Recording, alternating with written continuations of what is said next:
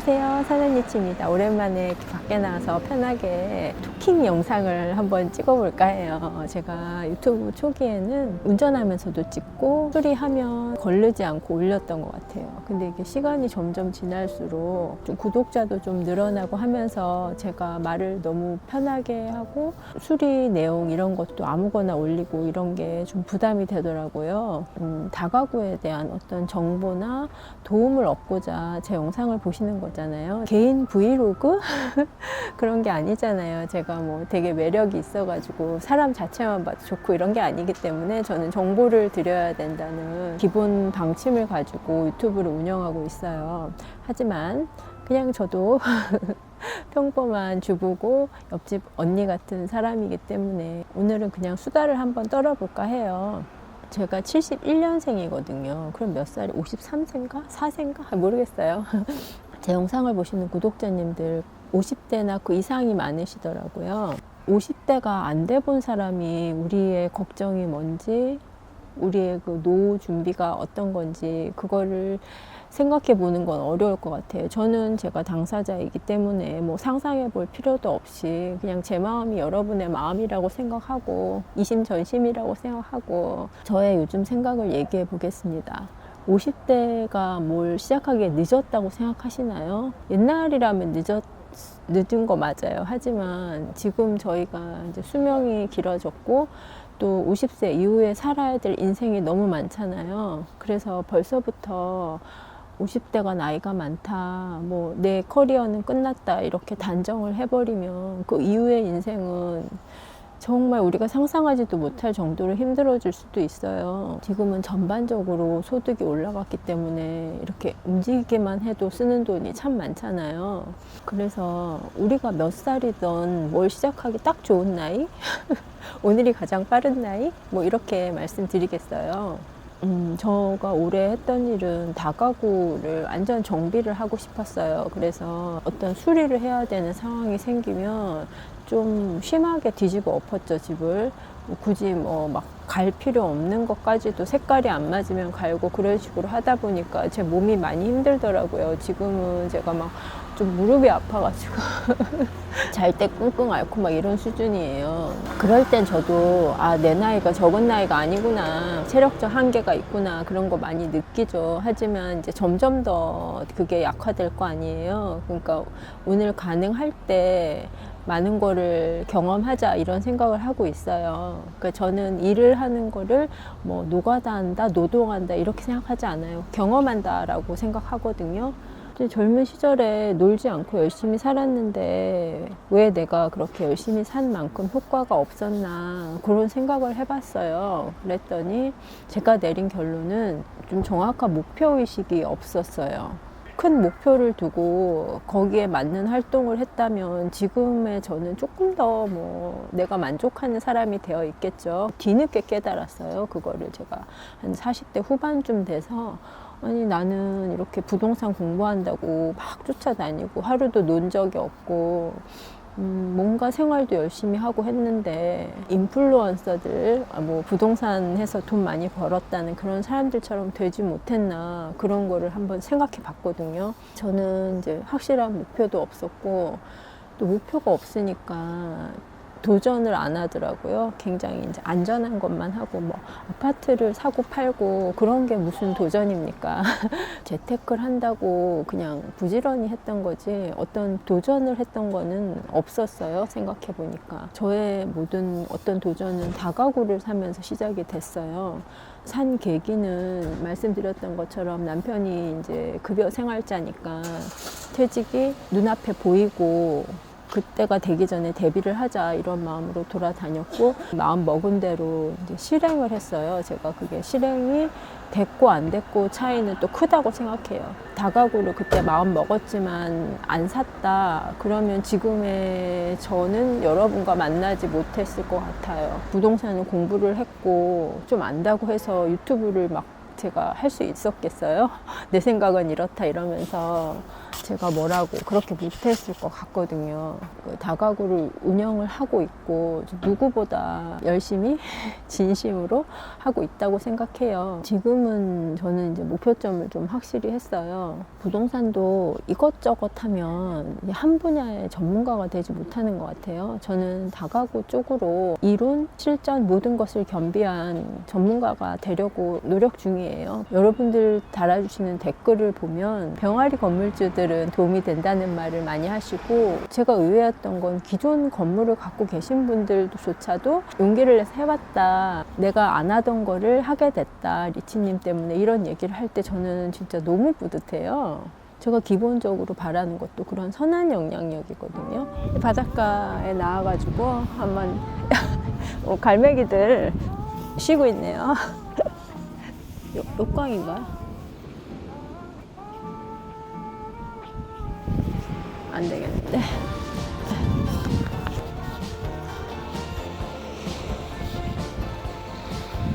갈매기들은 휴식 중인지. 난리다, 얘들아. 찍자 좀. 여러분 유튜브에 뭐 다가구 관련 채널 제 것도 보시고 또 다른 것도 많이 보실 거 아니에요. 경매하시는 분들이나 그 부동산 전문가들이 하는 말이 틀린 게 없어요. 다 맞지만 제가 현재 운영하고 있는 입장에서 그런 채널을 보면 모든 걸 공감할 수는 없어요. 그리고 저 사람들은 직접 운영을 하지 않으니까 되게 겉핥기식의 어떤 얘기만 하고 있다는 생각이 많이 들거든요. 저는 수익률이나 어떤 재테크적인 측면보다 더 중요한 것은 내 삶의 질이라고 생각해요. 그러니까 다가구를 사고 나서 그 이후에 나의 삶의 질, 투자는 한 번 하는 행위이지만은 그거는 그 다음은 내 생활이 일상이 되잖아요. 그거를 뭐 단순히 수익률이 얼마다 이런 식으로 숫자만 분석했을 때, 그냥 그 말만 믿고 깊은 고민 없이 했을 때 나중에 굉장히 후회할 수도 있습니다. 어떤 책에서 읽은 건데요. 이제 젊었을 때는 최대한 다양하게 경험을 하고, 내가 이제 나이가 어느 정도 들었다, 50 이상이다 하면 아주 새로운 분야를 개척하는 것보다는 내가 해오던 일 중에서 더 잘하고 싶은 일 쪽으로 파고 들어가는 게 좋지, 막 넓히는 건 좋지 않다고 하더라고요. 그래서 저도 이 부동산 쪽 일을 원래 했었고 부동산 쪽을 계속 접했기 때문에 거기서 좀 파고 들어가자, 이런 관점에서 다가구를 하게 됐고, 다가구 쪽만 이제 올인을 할 생각이거든요. 이렇게 생각하시면 될 것 같아요. 내가 나이가 70이 됐어. 그때 최종적으로 이제 뭐를 갖고 있고 거기서 얼마의 돈이 나왔으면 좋겠는지 그 모습을 한번 그려보세요. 그래서 지금은 그게 당장 안 된다고 하더라도 그 일을 하기 위해서 도움이 되는 어떤 그 같은 길로만 가셔야지 곁다리로 빠지시면 안 된다고 생각해요. 예를 들자면은 지금 다가구를 취득하고 싶은 사람이 스마트 스토어를 뭐 경험 삼아 해본다던가, 이거는 아예 안 맞잖아요. 온라인 셀러 쪽이잖아요. 그리고 단기 임대, 그러니까 다가구도 임대고 그 33M2나 에어비앤비도 임대라고 생각을 하시는데 좀 달라요. 그거는 주거 공간을 빌려주는 서비스업이긴 하지만 걔들은 온라인을 기반으로 하고 있어요. 사진을 잘 올려야 되고 손님들하고 소통도 다 온라인 기반이란 말이에요. 그 젊은 사람들하고 똑같이 경쟁을 했을 때 더 잘하긴 좀 힘들어요. 비슷하게 따라가기도 힘들어요. 컴퓨터 능력만 갖고 되는 게 아니라 어떤 감각적인 측면에서도 우리가 떨어진단 말이에요. 몇 개를 한다. 그러면 그 관리하는 노동력이 나이가 들어도 계속 가능할지. 다가구는 한 건물에 모여 있잖아요. 그 임차인이 많다고 해도 흩어져 있지 않단 말이에요. 건물 하나만 잘 관리하면 되는데, 제가 세운 전략은 그거예요. 좀 젊었을 때 그걸 경험을 빨리 하자.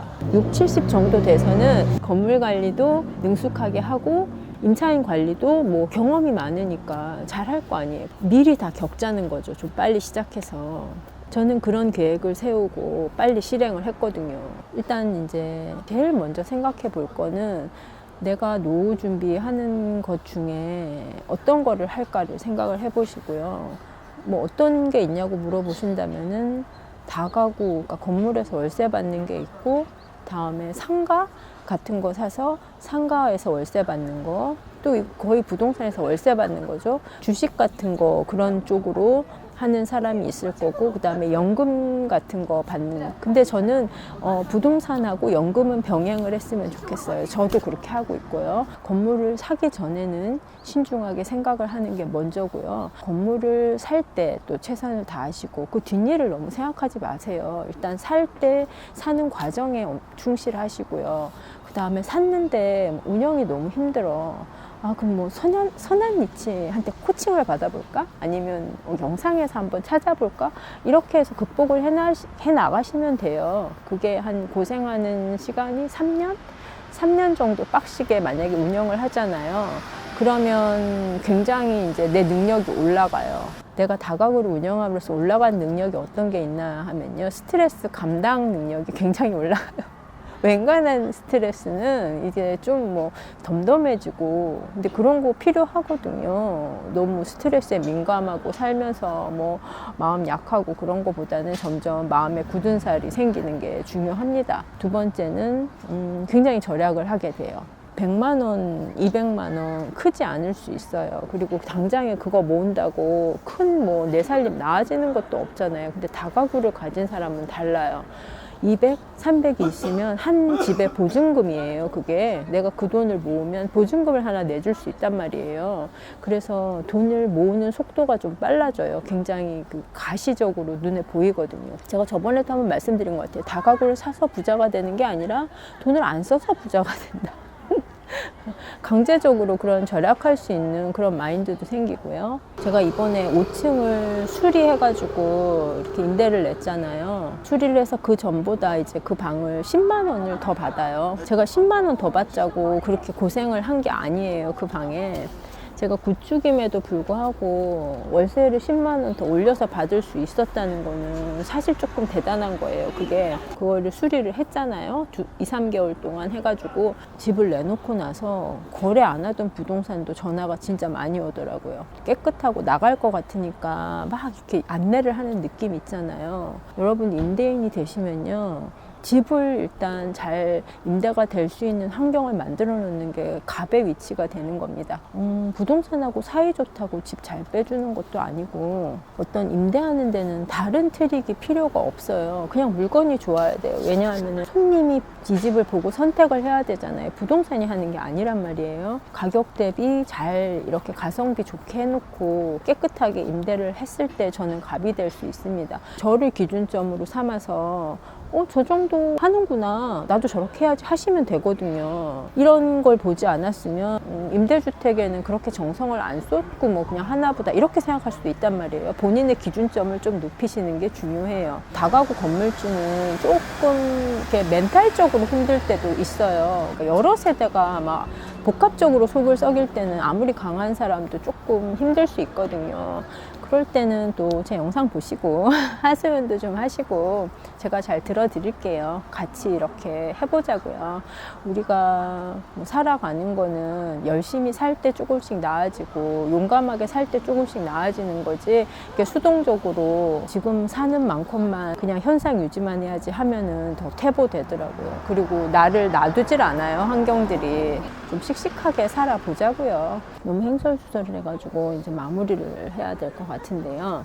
부동산을 내가 해야 되니까 여러 개를 알아야 될 것 같지만 그렇지 않아요. 하나를 제대로 내가 경험을 하고 조그만 거 경험을 하고 이렇게 실행을 해가면서 그때그때 필요한 거를 추가해서 보시면 되지, 쭉 다 보고서 하는 게 아니에요. 그래 봐야 내 수준에서 받아들일 수 있는 건 한계가 있습니다. 경험이 없으면 보는 것만으로 되지 않아요. 그러면 모든 사람 성공할게요.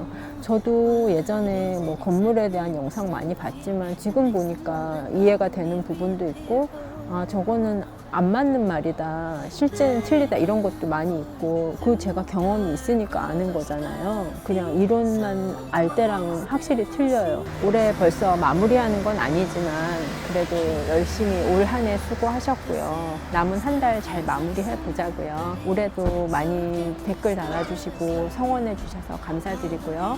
저는 여러분들과 오랫동안 함께 할 것을 약속드리겠습니다. 오늘도 영상 시청해 주셔서 감사합니다.